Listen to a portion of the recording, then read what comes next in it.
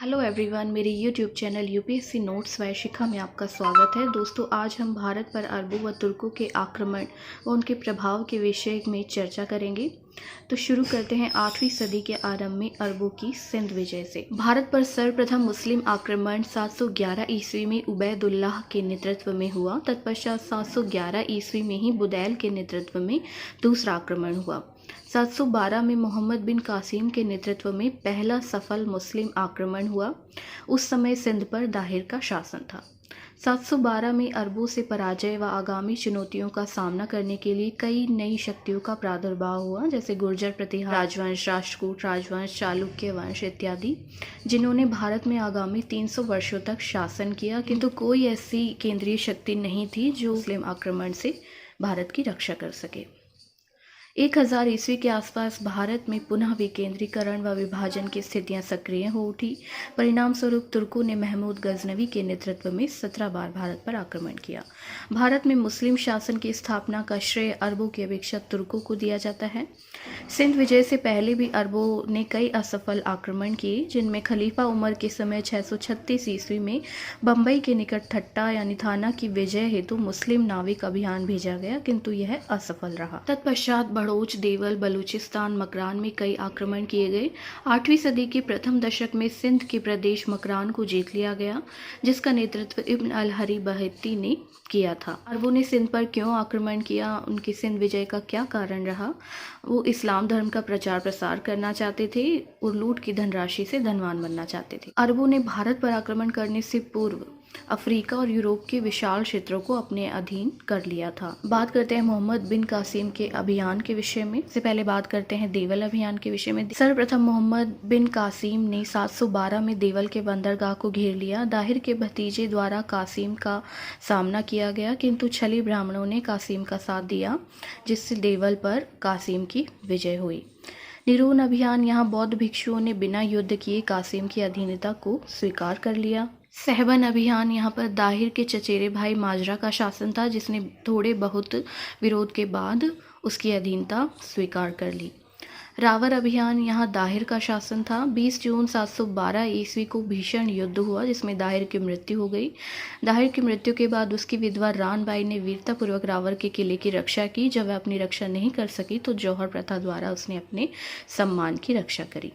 ब्राह्मणाबाद अभियान, यहाँ दाहिर के पुत्र जय सिंह का शासन था, जिसका मोहम्मद बिन कासिम से भीषण युद्ध हुआ। उसमें परास्त होकर जय सिंह युद्धभूमि से भाग गया तथा कासिम ने दाहिर की दूसरी विधवा रानी लाड़ देवी और उनकी 2 पुत्री सूर्या देवी और परमल देवी को बंदी बना लिया। आलोर अभियान, आलोर जो थी वो सिंध की राजधानी थी। दाहिर के एक अन्य बेटे पर इसकी रक्षा का दायित्व था, जो कासिम द्वारा विजित कर लिया गया। मुल्तान अभियान, 713 ईस्वी में मोहम्मद बिन कासिम ने मुल्तान पर आक्रमण किया। यहाँ से अत्यधिक स्वर्ण की प्राप्ति हुई, जिस कारण इसे स्वर्ण नगरी पुकारा जाने लगा। मोहम्मद बिन कासिम ने सिंध मुल्तान विजय के बाद कन्नौज की विजय हेतु अबू हकीम के अधीन एक विशाल अश्वारोही सेना भेजी, किंतु इससे पूर्व कि वह किसी अन्य क्षेत्र को जीतता उसकी मृत्यु हो गई, जिसके बाद भारत में अरबों का राज्य विस्तार शिथिल पड़ गया। मोहम्मद बिन कासिम की मृत्यु के बाद क्या स्थिति बनी, उसके विषय में चर्चा करेंगे। 714 ईस्वी में खलीफा की मृत्यु के बाद दमिश्क में 2 दलों का परस्पर संघर्ष हुआ, उमैयद खलीफा और अब्बासी खलीफाओं के बीच। उमैयद खलीफाओं का पतन हो गया और अब्बासी सशक्त हुए। चूंकि सिंध विजय का आरंभ उमैयदों ने किया था, किंतु बाद में अब्बासियों ने इसमें कोई रुचि नहीं ली। कालांतर में आंतरिक अशांति के कारण अरबों के अधीन क्षेत्रों में नियुक्त राज्यपाल व सरदार धीरे धीरे स्वतंत्र हो गए। खलीफा हिशाम के समय 724 से 43 ईस्वी में जुनैद की नियुक्ति सिंध के गवर्नर के रूप में हुई। उसे सिंध से बाहर राज्य विस्तार के दौरान भारतीय राज्यों से पराजित होना पड़ा। भोज के ग्वालियर प्रशस्ति में नागभट्ट प्रथम को मलेच्छों यानी अरबों को परास्त करने वाला कहा गया है। उसे अरबों को परास्त करने का श्रेय दिया जाता है। 9वीं सदी के अंत तक सिंध से खलीफाओं का नियंत्रण पूर्णतः समाप्त हो गया। सिंध में केवल मंसूरा व मुल्तान ही अरबों के नियंत्रण में शेष रह गए। बाकी जिन भी प्रांतों पर अरबों ने नियंत्रण किया था, वहाँ के सरदार या राज्यपाल जो थे वो धीरे धीरे स्वतंत्र हो गए। अब बात करते हैं सिंध विजय के प्रभाव के विषय में। अरबों ने ब्राह्मणों व बौद्ध भिक्षुओं से दर्शन, ज्योतिष, खगोल, रसायन, चिकित्सा, गणित आदि की शिक्षा ग्रहण की।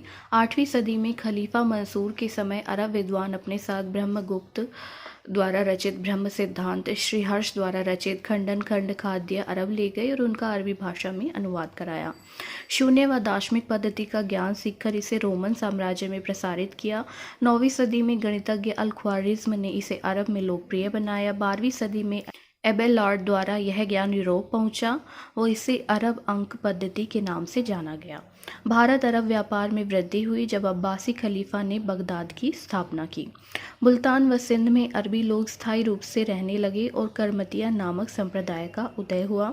अरबों ने चीन द्वारा आविष्कृत कागज़, कंपास, कुतुबनुमा, दिक्सूचक, छपाई खाना, बारूद आदि का ज्ञान यूरोप पहुंचाया। अरबों के आक्रमण से भारत में इस्लाम धर्म का बीजारोपण हुआ। सिंध में अत्यधिक संख्या में लोगों का धर्म परिवर्तन कर उन्हें मुस्लिम बना दिया गया।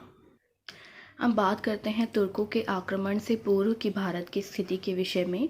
712 ईस्वी में, जैसा कि पहले बताया, कि अरबों के आक्रमण और उसकी प्रतिक्रिया स्वरूप भारत में कई शक्तिशाली साम्राज्यों का उदय हुआ। हालांकि 300 वर्षों तक भारत सहित सिंघल द्वीप, जावा, सुमात्रा में शासन करने वाले सम्राट अपने आपसी संघर्ष, देश में केंद्रीकृत शक्ति का अभाव, लोभ के लिए तुर्कों की सहायता आदि के कारण भारतीय शासक तुर्कों के आक्रमण को विफल करने में असफल रहे तथा जो कार्य अरबों ने प्रारंभ किया उसे तुर्कों ने पूर्ण कर दिखाया। 712 में कासिम ने सिंध व मुल्तान पर जो विजय प्राप्त की थी, दमिश्क में आंतरिक अशांति और सत्ता परिवर्तन के कारण 871 ईस्वी तक ये दोनों राज्य स्वतंत्र हो गए। 11वीं सदी के आरंभ में मुल्तान में करमाती जाति के शासक फतेह दाऊद का शासन था। तुर्क आक्रमण के समय सिंध में अरब के मुसलमान स्वतंत्रता पूर्वक शासन करते थे। कहते हैं भारत में तुर्कों के आक्रमण के विषय में। तुर्क मुस्लिम जो थे वो चीन की उत्तर पश्चिमी सीमा पर निवास करने वाली एक लड़ाकू और बर्बर जाति थी। तुर्क उमैया वंशी शासकों के संपर्क में आने के बाद इस्लाम धर्म के संपर्क में आए। इनका उद्देश्य था एक विशाल मुस्लिम साम्राज्य की स्थापना करना। भारत में मुस्लिम शासन की स्थापना का श्रेय तुर्कों को ही दिया जाता है।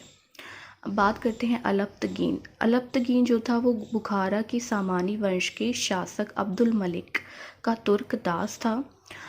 उसकी योग्यता के कारण उसे अब्दुल मलिक ने खुरासान का राज्यपाल 156 ईस्वी में बनाया था। अब्दुल मलिक के बाद उत्तराधिकार के लिए संघर्ष हुआ, जिसमें अब्दुल मलिक के भाई और चाचा के बीच ये संघर्ष हुआ।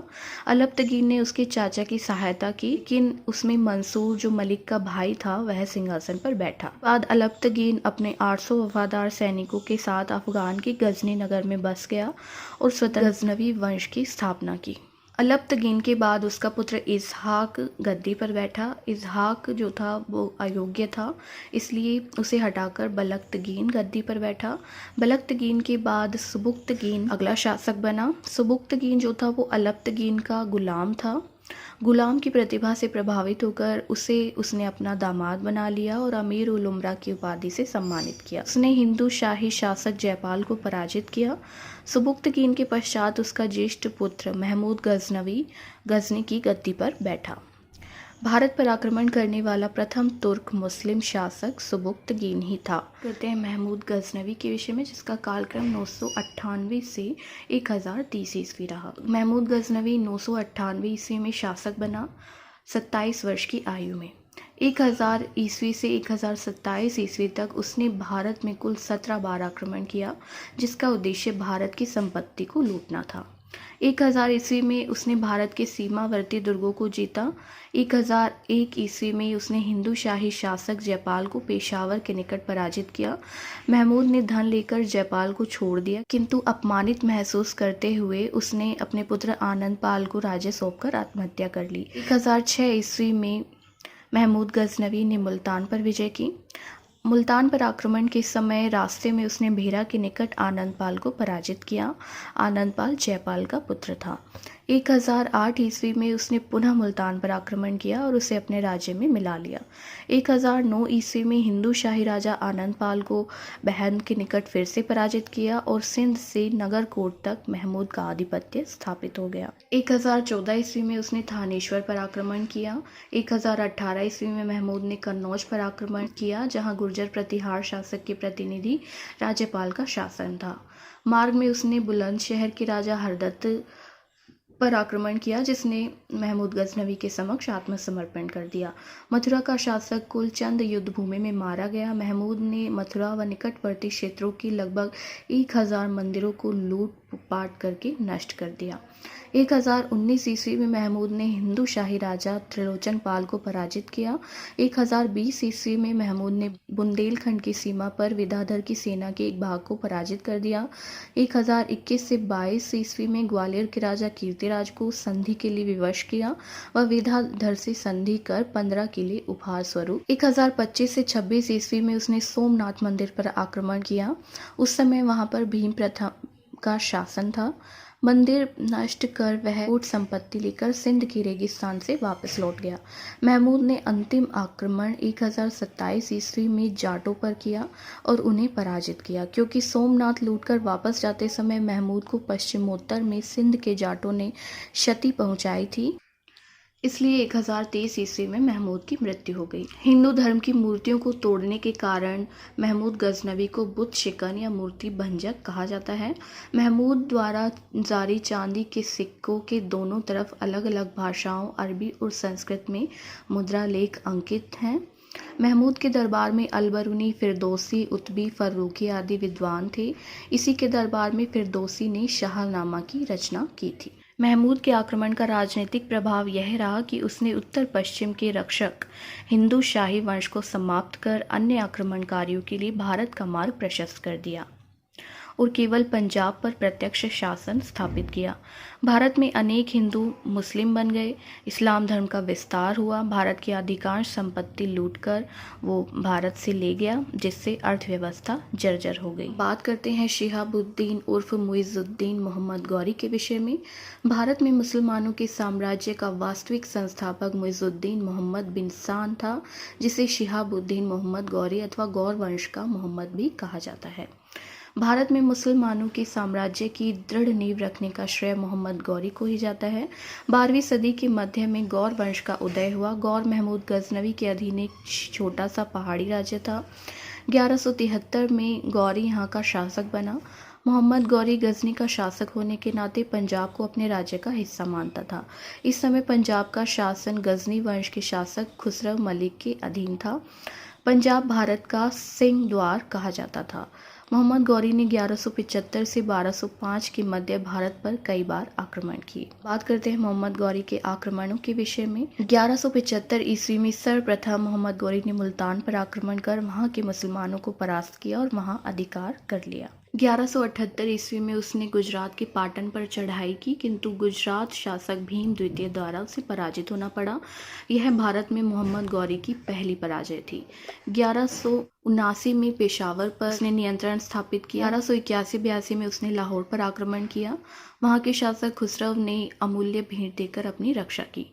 1185 ईस्वी में मोहम्मद गौरी ने सियालकोट को जीता और वापस चला गया। 1186 ईस्वी में उसने पुनः लाहौर को जीतकर वहां के शासक खुसरव को बंदी बना लिया। 1189 में भटिंडा के दुर्ग को जीता। उस समय भटिंडा का शासन पृथ्वीराज चौहान के पास था, इसलिए पृथ्वीराज चौहान से उसकी शत्रुता हो गई। 1191 ईस्वी में तराइन की प्रथम युद्ध में गौरी दिल्ली के शासक पृथ्वीराज चौहान से पराजित हो गया। मोहम्मद गौरी की भारत में यह दूसरी पराजय थी।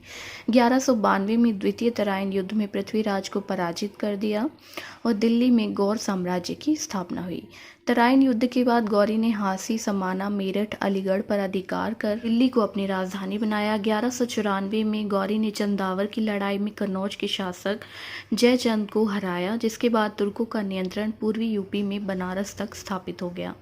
गौरी का अंतिम अभियान 1205 ईस्वी में पंजाब के खोखर जातियों के विरुद्ध था। 1206 ईस्वी में मोहम्मद गौरी भारत से वापस जाते हुए सिंधु नदी के पास दमचक नामक स्थान पर कुछ लड़ाकू जातियों के हमले में मारा गया। गौरी की मृत्यु के बाद भारत में तुर्की शासन उसके 3 गुलामों यल्दोज, कुबाचा और कुतुबुद्दीन ऐबक ने संभाला, जिसमें कुतुबुद्दीन ऐबक ने दिल्ली में ममलूक वंश, जिसे गुलाम वंश भी कहा जाता है, उसकी नींव रखी। मोहम्मद गौरी के साथ प्रसिद्ध संत शेख मुइजुद्दीन चिश्ती भारत आए और चिश्ती संप्रदाय की स्थापना की। मोहम्मद गौरी के सिक्कों पर एक ओर कलमा खुदा रहता था तथा दूसरी ओर देवी लक्ष्मी की आकृति रहती थी। तुर्कों की विजय से अब प्रशासन की भाषा फारसी हो गई। मोहम्मद हबीब ने तुर्कों के आगमन को शहरी या नगरीय क्रांति की संज्ञा दी। तो फ्रेंड्स, अगर आपको हमारी वीडियो पसंद आई तो हमारे चैनल को सब्सक्राइब करें और बेल आइकन का बटन दबाएं